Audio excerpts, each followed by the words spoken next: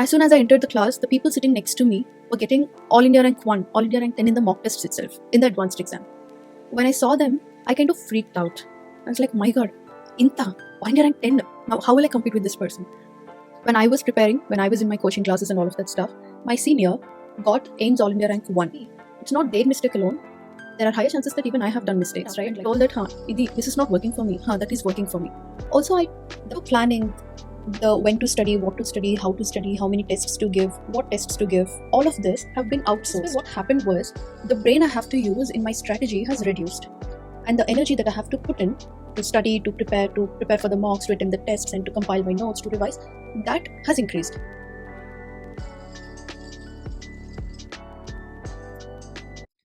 Hi everyone, welcome back to my channel, or welcome if you're new here. Getting straight into the point, now that the UPSC CSE notification has been out, there are so many videos that have been popping up out on my newsfeed. So I thought, let me just go through the notification. As if you know, I'm appearing for the UPSC CSE examination in the year 2027. And as a potential aspirant, it is very important for me to go through the notification when it is out. So before that, let me just give you a disclaimer. This video is not for anyone. This video is not on behalf of anyone. This is merely a docu-series where I am recording and documenting my life for my future self, where if she wants to look back on how far she has come from, she could just look back. And yeah, that is the main goal of this docu-series. So yes, now let me just get into the point. There have been few major changes that have been made in the UPSC notification. One is the cadet allocation rules.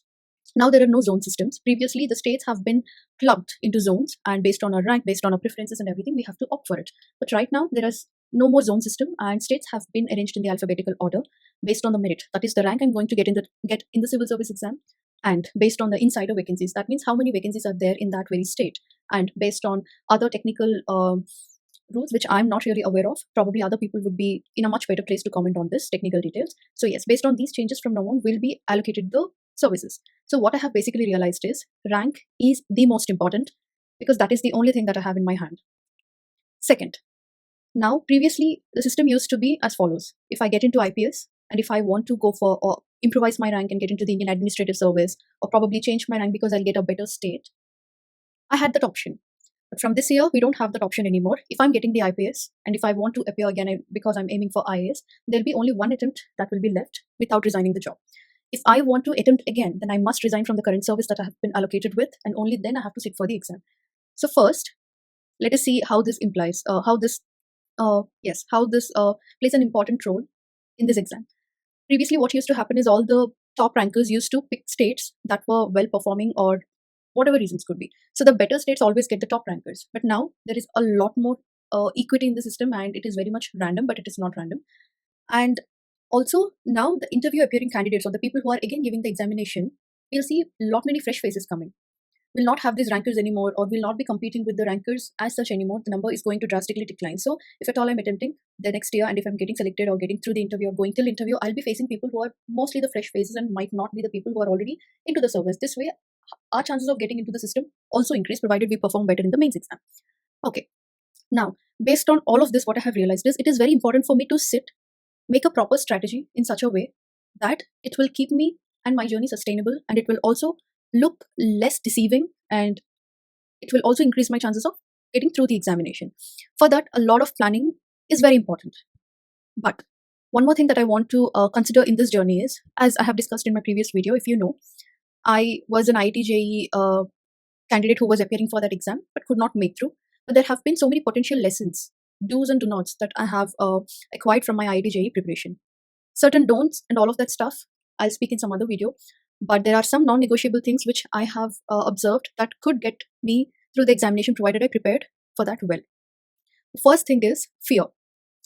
As soon as I entered the class, the people sitting next to me were getting All India rank 1, All India rank 10 in the mock tests itself, in the advanced exam. When I saw them, I kind of freaked out. I was like, my god, Inta, All India rank 10. Now, how will I compete with this person? But instead, if I had kept quiet and focused on my own journey, I think I would have performed in a much better way. Second thing, when I was preparing, when I was in my coaching classes and all of that stuff, my senior got AIMS All India rank 1. The MBBS students, people who are preparing for that NEET, UPG, something will be there, no? So those senior batchmates of mine, senior people of mine, she got an All India rank of 1 AIMS, and then I thought, my god, she studies day and night, day in, day out, all of that. Maybe I should also study like that. So let me just, sit and study like this medical people, because they study a lot and I love their dedication and all of that stuff. So I started overdoing things. I did not have people to correct me because I was first introverted, which means I never spoke. I never opened up and told that, Idi, this is not working for me. That is working for me. Also, I took criticism so personally when I asked my lecturer a doubt. He did not clarify it. Rather, he preferred students who are performing better. I took it personally and I stopped asking most of the doubts, which kind of is not a good thing. Maybe I shouldn't have taken it on my ego. Now, why I'm telling the things in a different way? Because I'm trying to work on how I want to change my narrative. Maybe it's not their mistake alone. There are higher chances that even I have done mistakes, right? Like, always it's easier to put our blames on other people, but it's very tough to say, I did a mistake. So the whole narrative shift is because I want to really make this UPSC examination happen for me. That's why I'm looking back and I'm trying to rewrite my narrative. So yes, but there are certain things which work brilliant. Brilliant means brilliant, brilliant ante brilliant, and away ante a proper structure to the day. For 2 years, class 11 and class 12, the planning, the when to study, what to study, how many tests to give, what tests to give, all of this have been outsourced. By which I means I don't have to sit and study. I don't have to sit and plan my timetable. My timetable will be given by my institute to me. I have to sit and study. The classes will be taken by someone else. I'll have to sit in the class and I have to attend. Notes will be given by the lecturer. I have to sit and make my own notes. Tests they will conduct. I have to sit and write. Quality of questions, they'll combine and compile all of the questions of previous year questions, mock tests, this, that. I have to sit and attend. So this way, what happened was the brain I have to use in my strategy has reduced, and the energy that I have to put in to study, to prepare for the mocks, to attend the tests, and to compile my notes, to revise, that has increased. That had I have given more energy, more time to that. That definitely seemed to work, because for overthinkers, for people who did not really study well in the past, people who are anxious, or people who are students and who are very much confused about how to do, what to do, for these people, it is very important. I belong to that category, so I thought for this UPSC CSE, I need to opt for coaching. Now, there are two different types of coachings. One is for general studies, one is for optional. If you know, in the CSE examination, we have 500 marks of optional. Mine is anthropology, and yes, I do have coaching for that. I thought for general studies I don't need coaching because I'll do it on my own. But now that it's clearly established that rank is the most important thing, which is under my control, I don't want to take chances. I don't want to waste more time. I don't mind wasting my time by giving my honest attempt, but I don't want to waste time only in studying and not finishing the syllabus. So I have decided to opt for general studies coaching as well, which is going to start from the month of February 2026. Soon, in the next 10-15 days, it's going to start on Feb 16. I don't want to give the details as such because some of us might afford it, some of us might not afford it, or some of us might be confident